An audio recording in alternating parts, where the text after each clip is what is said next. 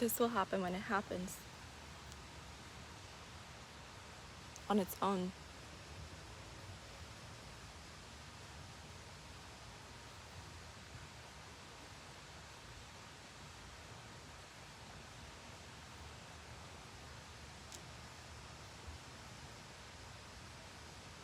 Enlightenment, awakening, realization, recognition, no self will happen when it happens.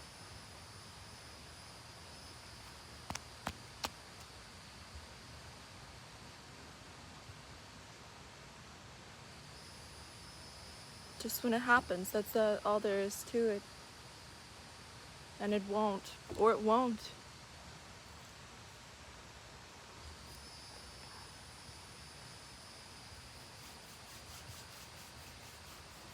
Or it will not.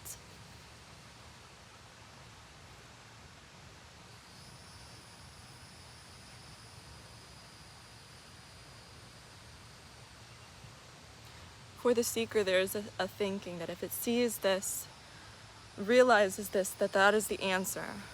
That's the answer that they've been looking for. That is what the seeking energy is wanting. That's what we've been telling you that the seeking energy wants, is the end of seeking, is the end of self, that the self is the seeking.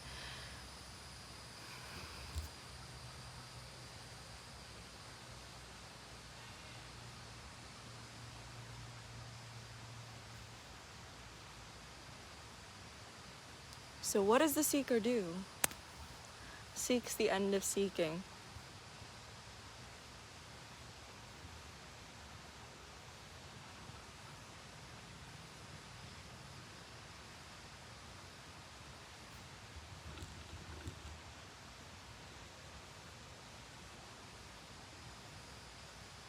This truly happens on its own. Like when a parent tells you, I'll do it when I want to do it, or you're ungrounded when I say you're ungrounded. That's why it's really frustrating. A frustrating, hopeless message, because it doesn't. This is on its own. And to say that even when something seems to happen, nothing's really happening, so it's a big paradox, and there's no one point. That's the energy of the seeker, is to really believe that there's one point. So to believe that there is something that happens in general, that there's a point that something happens in general, is the seeker, is the seeking energy. So it always it believes in points. It believes in points in time, and past and present and future, and in happenings, and in this.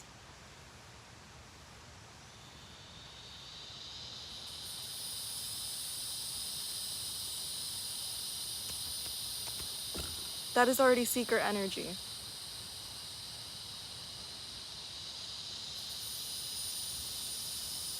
And when we say that, when that is spoken, that this is already seeker energy, what happens is it's like, oh, it's seeker energy. I have to run away from seeker energy. Seeker energy is bad. We're not saying to run from seeker energy or to try to stop trying. How much of a paradox would that be?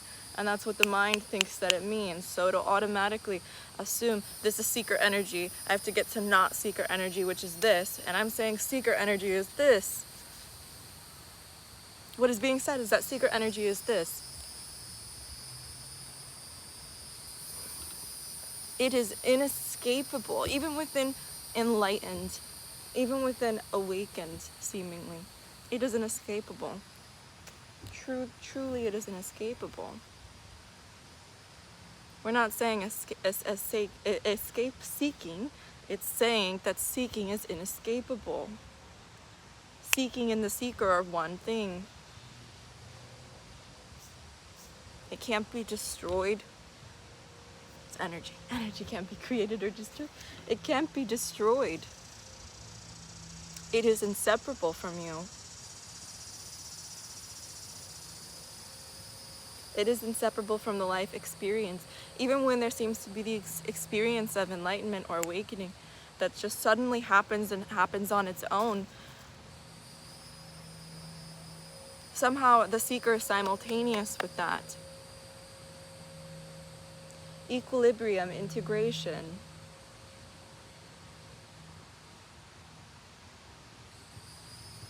So the energy of not seeking, the energy of just being here is still somehow very simultaneous with the energy of separate.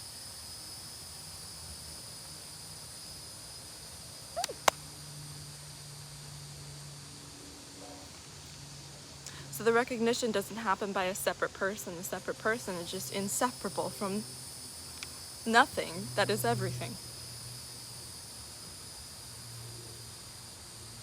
The separate person is inseparable from this. So this isn't saying to try to stop seeking when we're saying, oh, that's already seeking. What the mind will do with that information, it takes it as information. What the mind will do with that jumble of words that is completely neutral ultimately will say, oh, this is seeking energy bad seeking energy. I don't want seeking energy because it won't get me the outcome that I want.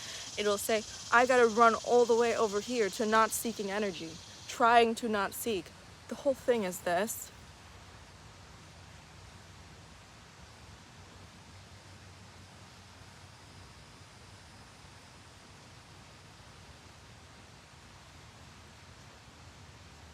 All of it seeking energy. The whole journey is seeking energy. The whole journey is seeking. It's not to say to run the other way and to stop seeking, because that's impossible. That is impossible for your character. You will find that. And that's actually exactly what this is that it's finding that is absolutely impossible. Not knowing that it's impossible conceptually and doing something about it on this line. It's just...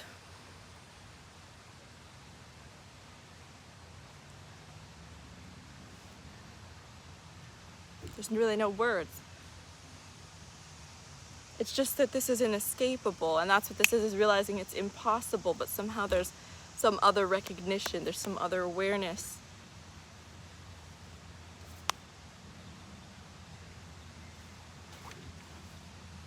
So what this is, and how could it be? It's like, okay, well, am I aware that I'm everything? Am I aware that I'm nothing?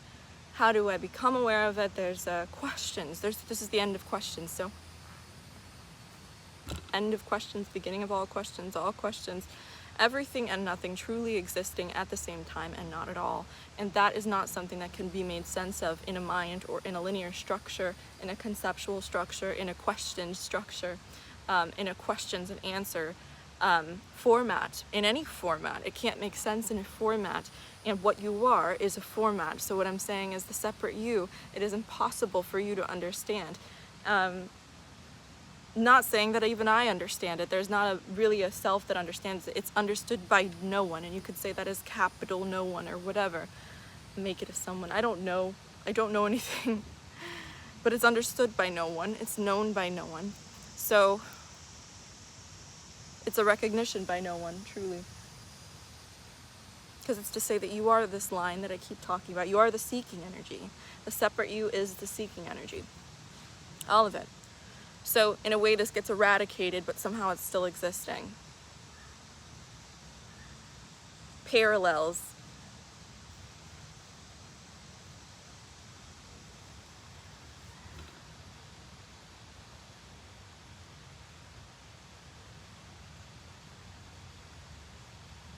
This is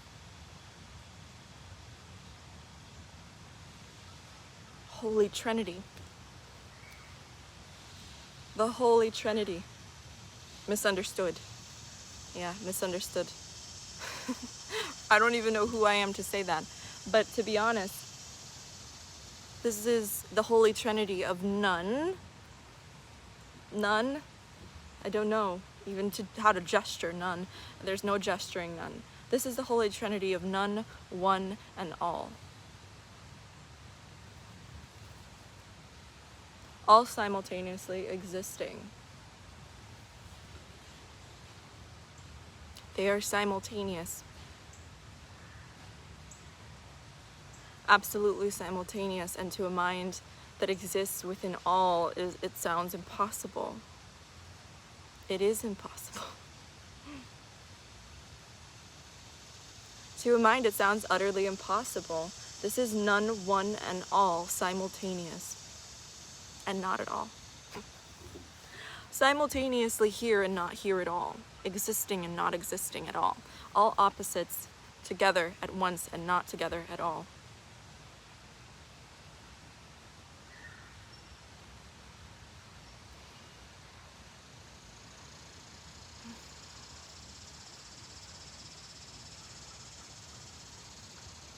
So you can think of the nun as maybe the Holy Spirit.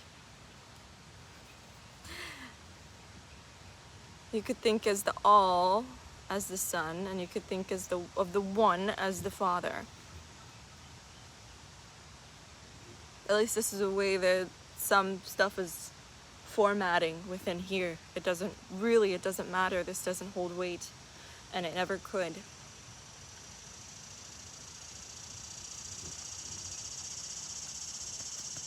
So the nun, truly you don't get any of it without the nun. And that's what sounds hard to get. You get how you could get all within one, but how could you get one within none? How does that make sense? I really don't know. Really don't know, to be honest. That's the mystery. That's the mystery. It doesn't really make sense at all.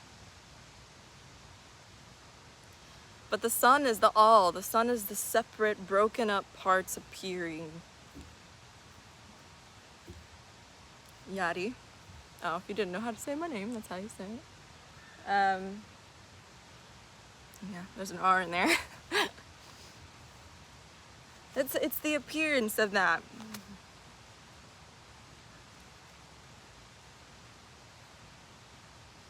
Of separate claw clip, Hampton's t-shirt, earring, leaves, each individual leaf. That is the Son.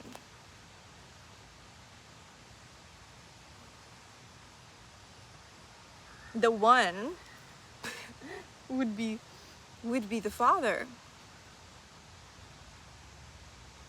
birthing every son. Split into different parts, seemingly, in appearance.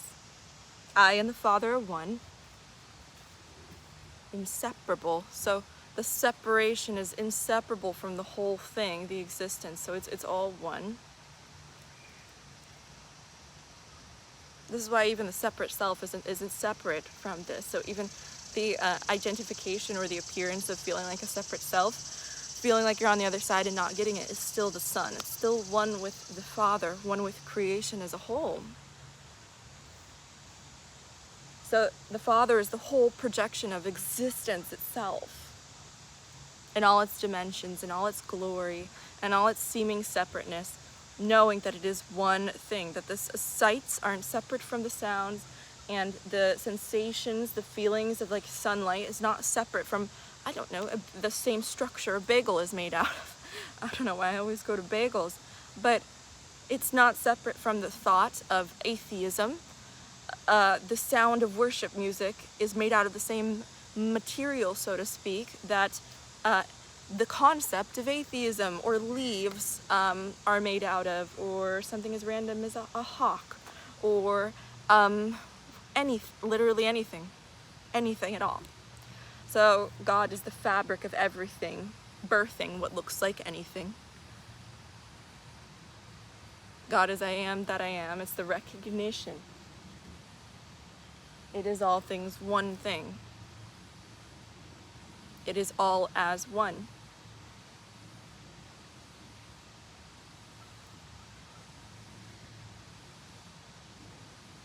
It is all as one.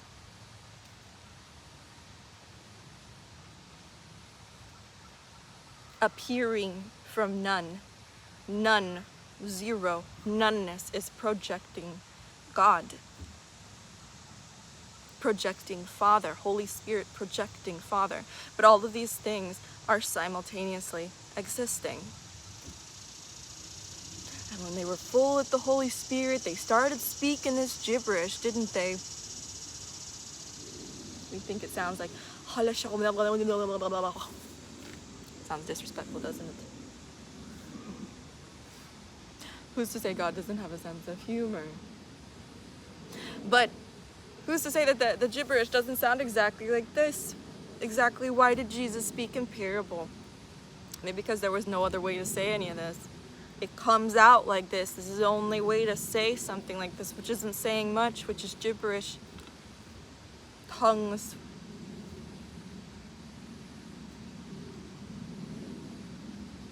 The ghost, the mirage, the nothing. The nothing we fear so much. Projecting the everything, the Father that's protecting you. Protecting you.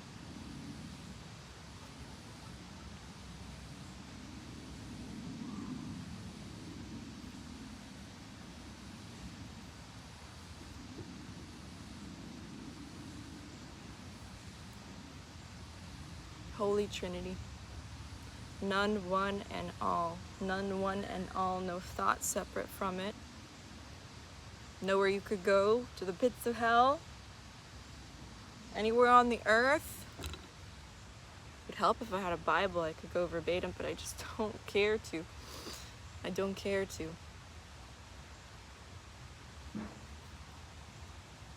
Nowhere you can go. Nowhere separate you could go that's ever separate from the Father. This is all existence. Whether it looks like hell, looks like something you think is bad, there's no subjective perfection. So the mind will still try to filter this through subjective perfection in some instances, and will say, hey, well, this bad stuff happens, so how is this perfection? There's already a lens of that.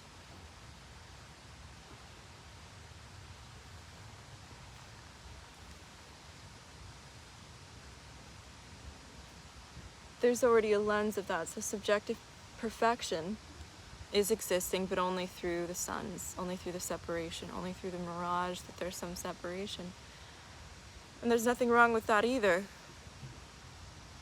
There's just no objective perfection. This is already what it is. You can't even, I mean, we say already perfection, but you can't even really say, you can't say anything about this.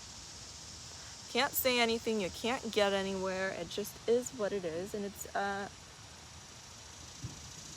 this is freedom. So none is projecting the one. None is dreaming this one organism. None is dreaming oneness. One moving, breathing organism that is all sound, all sight, all past, all present, all future, all existence together.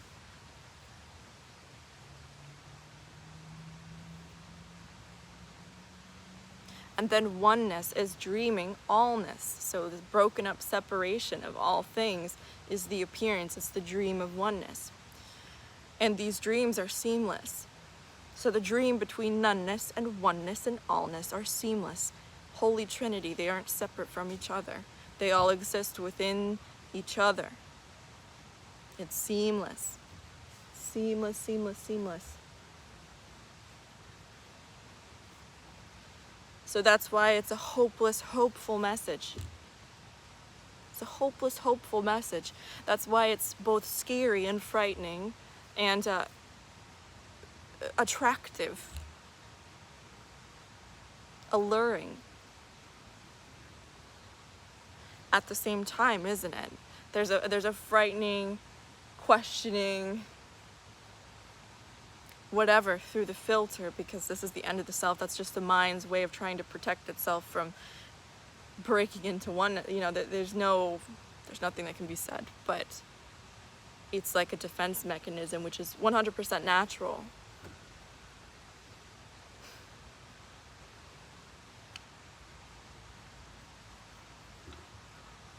It is 100% natural. Somehow this is alluring and somehow it is frightening at the same time. And what I'm saying is that's just a reflection of everything. That's exactly what I'm saying. That is exactly what I'm saying. You're not here, you're not here yet. You're not here yet, or whatever. You're just not here. You're just not here. I don't know. But what I'm saying is all opposites existing completely simultaneously. All possibilities and none existing simultaneously. It's not something that a mind can get. It's not something that a mind can understand. Oh, I think an ant bit my neck.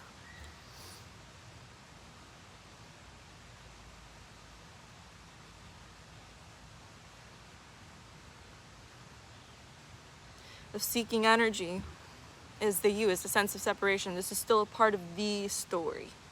There are stories, so there's the appearance of stories, there's the story, which is also a huge appearance, which we could call God, and then there's nothing. It's not the message that the seeker wants to hear. And even if it does hear it, it'll try to integrate, and it's like, okay, nothing. How do I get there? How do I see it? How do I realize it? This is already you thinking you need to see or realize it. This is already you expressed as this journey that is inseparable from the Father, that is inseparable from the One. This is a piece of all, an expression of all.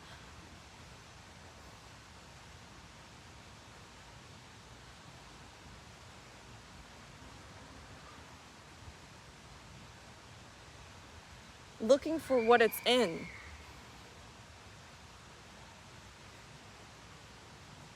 You're looking for what you are inside of. And what is inevitably inside of you. What you're looking for, say, you're a Jumanji character. You're like a game, okay, Candyland, I don't know any games. You are a video game character looking for the DVD and the cheat codes. You don't find it.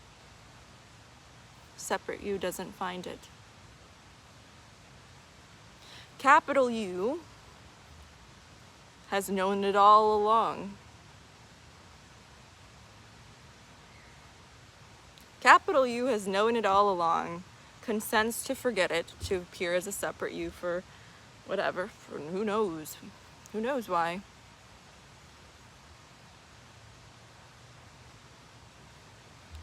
You're looking for capital U. What I'm saying is that capital U is all of it. It is all of it. So capital U is the things that the separate you thinks it hates, the things that the separate you runs from, the bad, the good, the ugly, the pretty, the beautiful, the nothing, the everything. That is what the capital U is. Capital U is no other.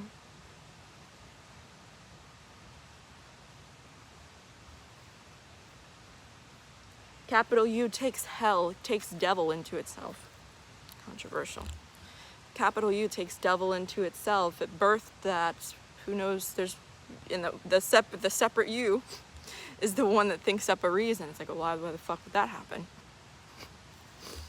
There's no reason. And the one asking for a reason, that's separate you already. So the you, capital U, all one, all in one, all in one. It is all of it. It is saying that the voice that's coming out is no more significant than a grain of sand.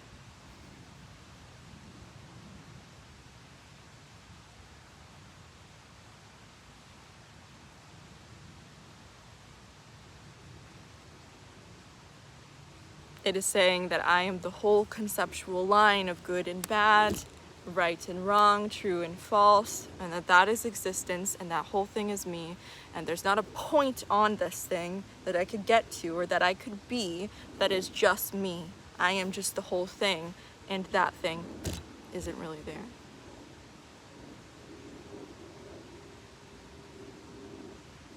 So it becomes the end of all teetering on this line and playing seesaw with this line, running.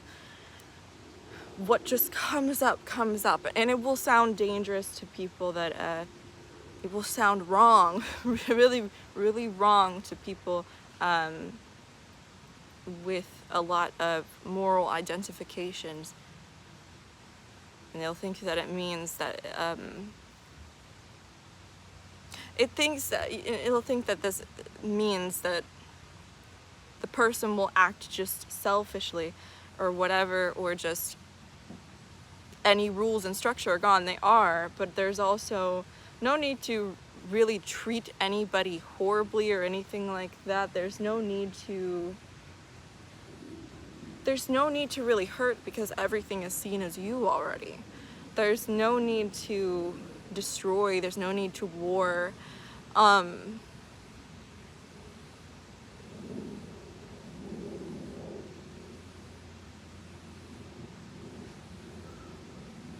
Whatever comes up in the apparent character, in the separate self, isn't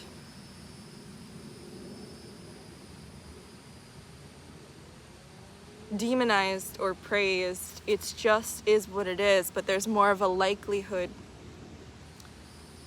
that the separate self kind of chills out. It chills out naturally. It just falls away naturally. So somehow structure and peace is birthed out of what the mind perceives as chaos. This message is taken as absolute chaos. It is absolute chaos. It is suggesting chaos, but that the illusion of order was already birthed out of this chaos and is being projected through it, and that they are one. So order and chaos are already one. Peace and chaos are already one, and to know peace within the separate self or within the person or whatever is to know that chaos is all of it. So it will always be a paradox, and the mind will take this however it wants.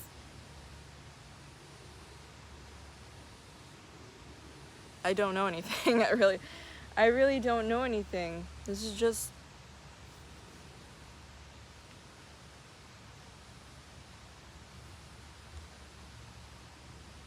effortlessly this, effortlessly Holy Trinity, and not seamlessly existing, and not. And the awe comes from, it's a miracle that there's even an appearance that some words or something is coming up right now. The big awe is like, how is this happening and not happening? It becomes so clear, and you become so transparent. Everything becomes so transparent, but not necessarily visually. Visually, sights, sounds, smells, thoughts, and what are the other senses? Feeling sensations, whatever. All of it becomes seamless.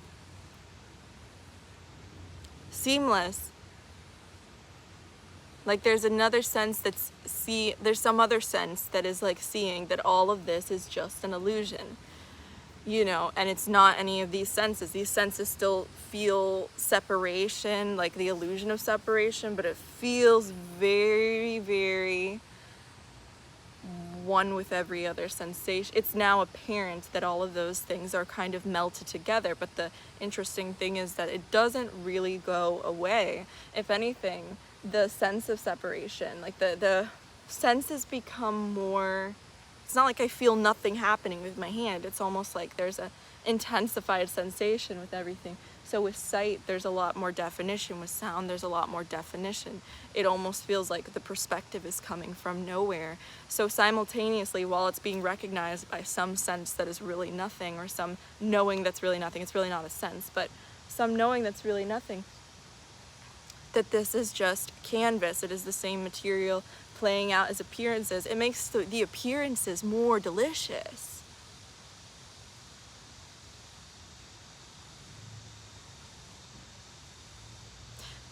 At least here it does. In some instances it can make it feel hopeless, and there's that whatever, but the appearances can become so delicious. The sights become euphoric.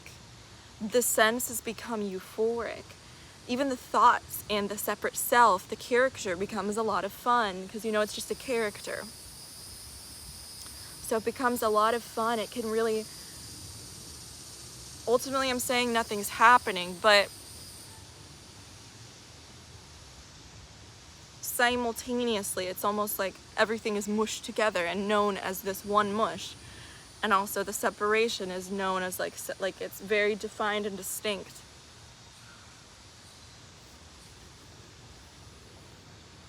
And there's no more trying. There's no trying to see it and like really focusing on like all is one, and like focusing on like I am the trees, and I am the sky, and I am the sunlight, and I am the sound, and I am the silence, or whatever. There is no more of that. really this effort to see all of it as one, and what that effort is a connection. So that effort is connection, and there's nothing wrong with connection, but this isn't connection. So connection is effort, connection is me and some separate thing, and some imaginary connection strings pulling us together. Trying to connect to the tree and know that I am one tree is not really oneness recognized. It's an expression of oneness already, yes, but it is not oneness recognized. Oneness recognized is just no perspective, no nothing. It flows. There's no connecting, there's no distance between any of it, really. There's no distance felt between any of this. It becomes, the whole creation becomes completely seamless, and it's recognized as that, and there's no trying. It just becomes so effortless. Everything becomes so effortless. Even if effort comes up, it's effortless. It's not resisted. So there's no resistance. Not even resistance to resistance if it comes up within the apparent character. There's like a general just letting whatever flow, and it flows, and it does so effortlessly. It's been doing so effortlessly, it just becomes recognized. There's just a recognition, and there's no realizing no self that ever does that. What happens is the no self the self just kind of falls away, but not permanently. It's almost like it falls away, but it's still very much here. Just like, because the sense of self isn't separate from like clapping, but clapping and the sight of trees becomes so synonymous and so simultaneous with the sense of self. So that separation is more defined, it's enriched, even though it's not there. And somehow when it becomes really real and you really think separation's the real thing, it's almost like existence becomes blurry. It becomes super blurry, and you think that it's well-defined. You think you have a well-defined sense of self. You think that you have a well-defined sense of the world, and you're very convinced of that, but it is blurry.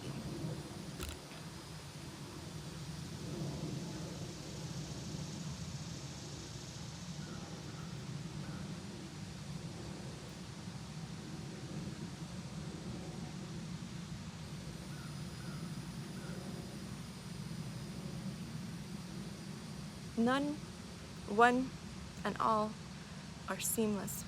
They've always have been, and they always will be, and they always will not be, or whatever you want to call it. But you aren't separate from this. Whatever you're experiencing isn't separate from the sound that I'm making when I'm snapping.